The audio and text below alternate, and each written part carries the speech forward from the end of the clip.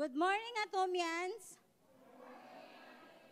I'm Rhoda Rance from Parañaque, Fairview, Lagro Center.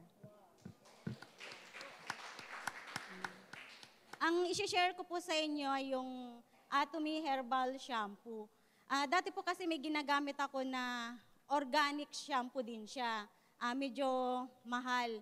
Kaso nga lang, hindi siya effective. Ilang set po yung binili ko kasi sobrang nipis po kasi ng buhok ko.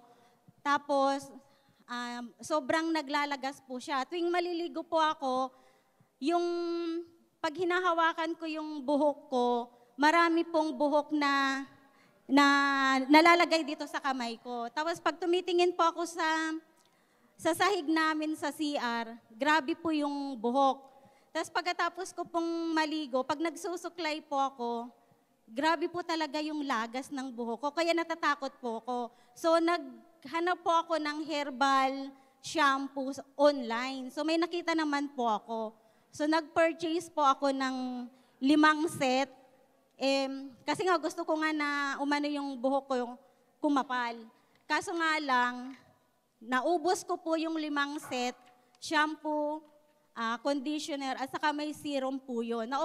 Naubos ko po yun, pero sobra pa rin po yung paglalagas ng buhok ko. So, nag-try po ako nung Atomy Herbal Shampoo natin. Pero bago po ako nag-try nun, talagang inubos ko muna yung binili ko na shampoo kasi nanghihinayang po ako.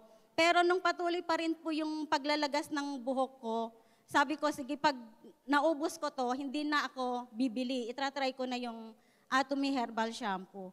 So, na-amaze po ako kasi nung pagka-try ko po nung Atomy Herbal Shampoo, pag naliligo po ako, konti na lang po yung buhok na nasa kamay ko, saka yung sa sahig namin sa CR.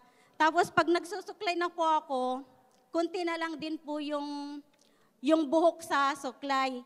Dati-rati po, nung gumagamit po ako ng hindi Atomy, hindi ko po mabilang yung buhok sa suklay sa sobrang dami. Pero nung sa Atomy Herbal Shampoo po, nabibilang ko na siya, 3 hanggang 5 buhok na lang po. So,